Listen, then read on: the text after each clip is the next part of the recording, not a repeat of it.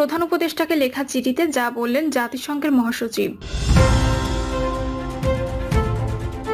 প্রধান উপদেষ্টার কার্যালয়ের সামনে জুলাই আন্দোলনে আহতদের অবস্থান। বিএনপি গণতন্ত্রে বিশ্বাসী, তাই নির্বাচন চাওয়া স্বাভাবিক। পলাতক স্বৈরাচার রাষ্ট্র কাঠামোকে ভেঙে চুরে গুড়িয়ে দিয়ে গেছে, বললেন তারেক রহমান।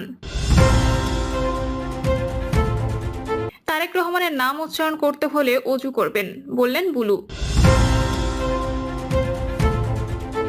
এবং সর্বশেষ জানাবো ব্যবসায়ীকে গুলি, 3 দিনেও কাউকে গ্রেপ্তার না করায় বিক্ষোভ। শুনছিলেন সংবাদ শিরোনাম, এবারে বিস্তারিত। প্রধান উপদেষ্টাকে লেখা চিঠিতে যা বললেন জাতিসংঘের মহাসচিব। বাংলাদেশের অন্তর্বর্তী সরকারের প্রধান উপদেষ্টা অধ্যাপক মোহাম্মদ ইউনূসকে চিঠি লিখেছেন জাতিসংঘের মহাসচিব অ্যান্তোনিও গুতেরেসে। চিঠিটি প্রধান উপদেষ্টার ভেরিফাইড ফেসবুক পেজে শেয়ার করা হয়েছে। এর আগে জাতিসংঘের মহাসচিবের উদ্দেশ্যে একটি চিঠি লেখেন প্রধান উপদেষ্টা। জাতিসংঘের মহাসচিব 25শে ফেব্রুয়ারি এর উত্তর দিয়েছেন। প্রধান উপদেষ্টা প্রেস উইং জানায়, চিঠিতে বাংলাদেশ ও ডক্টর ইউনূসের নেতৃত্বে সংস্কার প্রক্রিয়ার প্রতি সমর্থনের কথা পুনর্ব্যক্ত করেছেন গুতেরেসে। চিঠিতে লিখেছেন, 4 ফেব্রুয়ারি আপনি যে চিঠি দিয়েছেন তার জন্য আপনাকে আমি ধন্যবাদ জানাতে চাই। যা 7 ফেব্রুয়ারি সাক্ষাতের সময় আপনার রোহিঙ্গা সংকট ও অগ্রাধিকার বিষয়ক প্রতিনিধি খলিলুর রহমান আমার কাছে পৌঁছে দিয়েছেন। আমি বাংলাদেশের সঙ্গে জাতিসংঘের দৃঢ় সংহতি এবং আপনার নেতৃত্বে সংস্কার প্রক্রিয়ার প্রতি আমাদের সমর্থন পুনর্ব্যক্ত করতে চাই। অ্যান্তোনিও গুতেরেসে বাংলাদেশ সহ এই অঞ্চলে রোহিঙ্গা সংকটের প্রভাব নিয়ে সৃষ্ট উদ্বেগ এবং রাখাইনে মানবিক পরিস্থিতির অবনতির কথা উল্লেখ করেছেন। এই ইস্যুতে কাজ চালিয়ে যাওয়ার অঙ্গীকার প্রকাশ করেছেন। প্রধান উপদেষ্টার কার্যালয়ের সামনে জুলাই আন্দোলনে আহতদের অবস্থান। অন্তর্বর্তী সরকারের প্রধান উপদেষ্টা ডক্টর মোহাম্মদ ইউনূসের কার্যালয়ের সামনে অবস্থান নিয়েছেন জুলাই আন্দোলনের আহতরা। সরেজমিনে দেখা গেছে, আহতরা উপদেষ্টার কার্যালয়ে প্রবেশের গেটের সামনে সড়কে বসে আছেন। তাদের পুলিশ ও কার্যালয়ের নিরাপত্তার দায়িত্বে থাকা এপিবিএন সহ বিভিন্ন সংস্থার সদস্যরা ঘিরে দাঁড়িয়ে আছেন। এর আগে বিভিন্ন সময় আন্দোলনে আহতরা স্বীকৃতি ও পুনর্বাসনের দাবিতে রাজধানীর শ্যামলী শাহবাগ উপদেষ্টার বাসভবন যমুনা অবরোধ করেছিলেন। বিএনপি গণতন্ত্রে বিশ্বাসী, তাই নির্বাচন চাওয়া স্বাভাবিক। পলাতক স্বৈরাচার রাষ্ট্র কাঠামোকে ভেঙে চুরে গুড়িয়ে দিয়ে গেছে, বললেন তারেক রহমান। বাংলাদেশ জাতীয়তাবাদী দলের ভারপ্রাপ্ত চেয়ারম্যান তারেক রহমান বলেছেন, রাজনৈতিক দল হিসেবে বিএনপি জনগণের শাসন ও গণতন্ত্রে বিশ্বাস করে, তাই অন্তর্বর্তী সরকারের কাছে দলটি নির্বাচন দাবি করা স্বাভাবিক ব্যাপার। তারেক রহমান বলেন, বিএনপি একটি রাজনৈতিক দল। আমরা যেহেতু জনগণের শাসন, রাজনৈতিক শক্তি, গণতন্ত্র, ভোটের রাজনীতিতে বিশ্বাস করি, স্বাভাবিকভাবে আমরা নির্বাচন চাইব, জনগণের কাছে ভোট চাইব, দেশের নির্বাচন চাইব। তিনি বলেন, অথচ এই স্বাভাবিক ব্যাপারকে কিছু লোক অস্বাভাবিক করার চেষ্টা করছে। আমাদের ভাবতে হবে এর পেছনে কোনো লক্ষ্য বা উদ্দেশ্য আছে কিনা। বাংলাদেশে এই মুহূর্তে নির্বাচন বিলম্বিত হলে কারা সুবিধা পাবে, কার স্বার্থ উদ্ধার হবে, এটি গুরুত্বপূর্ণ বিষয়। বিএনপি দেশের মধ্যে অস্থিরতা দেখতে চায় না উল্লেখ করে বিএনপির ভারপ্রাপ্ত চেয়ারম্যান বলেন, বাংলাদেশে বহু অস্থিরতা সৃষ্টি হয়েছে। পলাতক স্বৈরাচার সরকার দেশের অর্থনীতি, কৃষি, শিক্ষা ব্যবস্থা, স্বাস্থ্য, বিচার ব্যবস্থা, নির্বাচন ব্যবস্থা প্রত্যেকটি রাষ্ট্র কাঠামোকে ভেঙে চুরে গুড়িয়ে দিয়ে গেছে। আমরা চাই এখন দেশ গঠন করতে, স্থিতিশীলতা নিয়ে আসতে। কারণ দেশকে যদি সামনের দিকে এগিয়ে নিতে হয়, দেশের মানুষের ভাগ্যের পরিবর্তন যদি আমাদের ঘটাতে হয়, তবে অবশ্যই দেশে স্থিতিশীলতা আনা অত্যন্ত জরুরি। তারেক রহমান শঙ্কা প্রকাশ করে বলেন, আমরা লক্ষ্য করছি অন্তর্বর্তী সরকারের কিছু কিছু ব্যক্তির বক্তব্যে বিভিন্ন রকম অস্থিতিশীলতা তৈরি হচ্ছে। আমরা দেখছি অর্থনীতিতে অস্থির অবস্থা, সমাজের বিভিন্ন ক্ষেত্রে অস্থিতিশীলতা, প্রশাসনের বিভিন্ন স্থানে অস্থিতিশীলতা। আমরা এই সরকারকে সহযোগিতা করতে চাই। আমরা আশা করি সরকার মসৃণভাবে একটি নির্বাচন অনুষ্ঠান সম্পন্ন করবে। এতে আগামী দিনের গণতান্ত্রিক যাত্রা তত গতিশীল হবে। আমরা আশা করব সরকারের প্রতি মানুষের যে নিরপেক্ষতার প্রত্যাশা, সে নিরপেক্ষতা তারা বজায় রাখবেন। প্রতিটি ক্ষেত্রে গণতান্ত্রিক চর্চাকে অব্যাহত রাখার আহ্বান জানিয়ে বিএনপির এই শীর্ষ নেতা বলেন, বাংলাদেশে যদি আমরা গণতন্ত্রের ভিত্তি রচনা করতে পারি, গণতন্ত্রের চর্চাকে অব্যাহত রাখতে পারি, তাহলে দেশকে ও মানুষকে ষড়যন্ত্রের হাত থেকে রক্ষা করা সম্ভব।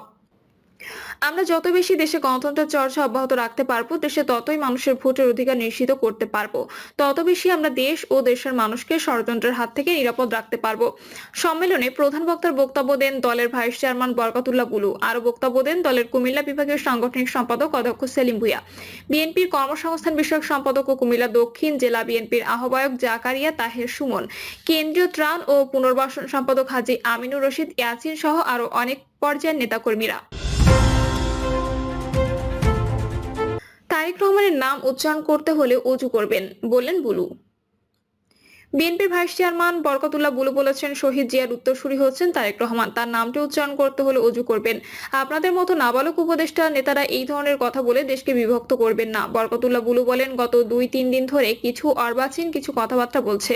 তারা বলছে শহীদ প্রেসিডেন্ট জিয়াউর রহমান বাবা হলে ছেলেরাও কি নেতা হতে পাবে? আমি সেসব অর্বাচীন নাবালক বাচ্চাদের বলতে চাই, বাংলাদেশের মহান স্বাধীনতার ঘোষক শহীদ প্রেসিডেন্ট জিয়াউর রহমানের সুযোগ্য পুত্র তারেক রহমান, বাংলাদেশের বৃহত্তম রাজনৈতিক দলের চেয়ারপারসনের ছেলে শহীদ জিয়ার উত্তরসূরি হচ্ছেন তারেক রহমান। তার নামটি উচ্চারণ করতে হলে অজু করবেন। আপনাদের মতো নাবালক উপদেষ্টা নেতারা এই ধরনের কথা বলে দেশকে বিভক্ত করবেন না। তারেক রহমান বাংলাদেশের অবিসংবিদিত নেতা। তিনি বাংলাদেশে ফিরে আসবেন। তিনি বলেন, তারেক রহমান 31 দফা দিয়েছেন 2.5 বছর আগে। যদি কোনো সংস্কারের প্রয়োজন হয়, আপনাদের যদি কোনো উপদেশ থাকে তাহলে সংযোজন করবেন। তিনি বলেছেন, বিএনপি যদি 280 সিটও পায়, বিএনপি এককভাবে সরকার গঠন করবে না। যারা আমাদের সঙ্গে আন্দোলন সংগ্রামে ছিল সবাইকে নিয়ে জাতীয় সরকার গঠন করব। বুলু বলেন, দেশে এমন কোনো প্রতিষ্ঠান নাই যেটা শেখ হাসিনা ধ্বংস করেন নাই। 27 লাখ কোটি টাকা বাংলাদেশ থেকে তার পরিবার লুণ্ঠন করে বিদেশে পাচার করেছে। এই টাকা ফেরত আনতে হলে আবার একটি ঐতিহাসিকভাবে জাতীয় সরকার গঠন করতে হবে। যেমন করে শহীদ প্রেসিডেন্ট জিয়াউর রহমান বাংলাদেশকে একটি সমৃদ্ধশালী দেশে পরিণত করেছিলেন, একটি দুর্ভিক্ষের দেশ থেকে বাংলাদেশকে আন্তর্জাতিক পর্যায়ের আত্মমর্যাদা দেশে পরিণত করেছিলেন। নেতাকর্মীদের উদ্দেশ্যে বরকতুল্লাহ বুলু বলেন, আপনারা এমন কোনো কর্মকর্তা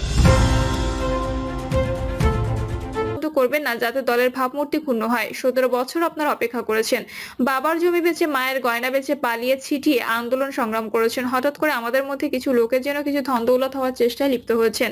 আমি বিনয়ের সঙ্গে আপনাদেরকে বলতে চাই, এমন কোনো কর্ম করবেন না যে কর্মের কারণে জিয়াউর রহমান যে দল গঠন করেছে, বেগম খালেদা জিয়া যে দলের নেত্রী ছিলেন, তারেক রহমান নেতৃত্ব দিচ্ছেন, ওনার গায়ে যেন কোনো কাদা না লাগে। এমন কোনো কর্ম করবেন না। যারাই এই কাজটি করবেন তাদের প্রাথমিক সদস্য পদেও থাকার কোনো অধিকার নেই। তিনি আরো বলেন, দেশের বিভিন্ন জেলায় আমি গিয়েছি, সেখানে একটি বিষয় লক্ষ্য করলাম, আমাদের কিছু নেতা হঠাৎ করে আওয়ামী লীগ প্রীতিতে মুগ্ধ হয়ে যাচ্ছেন। আওয়ামী লীগের নেতাদের টাকা আছে, দলে নিয়ে আসার চেষ্টায় লিপ্ত। যদি কেউ আমাদের দলে আসতে চায় আসুক, তবে 5 থেকে 6 বছর পেছনের কাতারে বসে থাকুক। আর যারা আন্দোলন সংগ্রাম করে গত 17 বছর ছিল, তারাই নেতা হবে। শিক্ষিত হোক আর অশিক্ষিত হোক অথবা অর্ধশিক্ষিত হোক, সেই নেতা হবে, অন্য কেউ নেতা হবে না। বরকতুল্লাহ বুলু বলেন, বিগত 17 বছর শেখ হাসিনা আমাদের উপর জুলুম করেছেন, আমাদের হাজার হাজার নেতাকর্মীকে হত্যা করেছেন। আমরা বাসায় থাকতে পারিনি, আমাদের ঠিকানা ছিল ফ্ল্যাটের বারান্দা। আমরা এইভাবে আন্দোলন সংগ্রাম পরিচালনা করেছি। আজকে শেখ হাসিনাকে ধন্যবাদ দিতে চাই। শেখ হাসিনা অত্যাচারের কারণে বিএনপি আজ বাংলাদেশের সবচেয়ে জনপ্রিয় দল হয়েছে। ব্যবসায়ীকে গুলি, 3 দিনেও কাউকে গ্রেপ্তার না করায় বিক্ষোভ। রাজধানীর বনশ্রীতে গুলি করে স্বর্ণ ব্যবসায়ী আনোয়ার হোসেনকে প্রাণনাশের চেষ্টা ও স্বর্ণ লুটের ঘটনায় 3 দিনও কাউকে গ্রেপ্তার না করায় প্রতিবাদ জানিয়েছেন বনশ্রীর সাধারণ মানুষ ও ব্যবসায়ীরা। বিক্ষোভকারীরা বলেন, যারা ঘটনা ঘটিয়েছে তাদের মোটর সাইকেলের নম্বর প্লেট থাকলেও তাদের ধরতে পারছে না কেউ। ব্যবসায়ীদের সন্ত্রাসীদের চাঁদা দেওয়া বন্ধ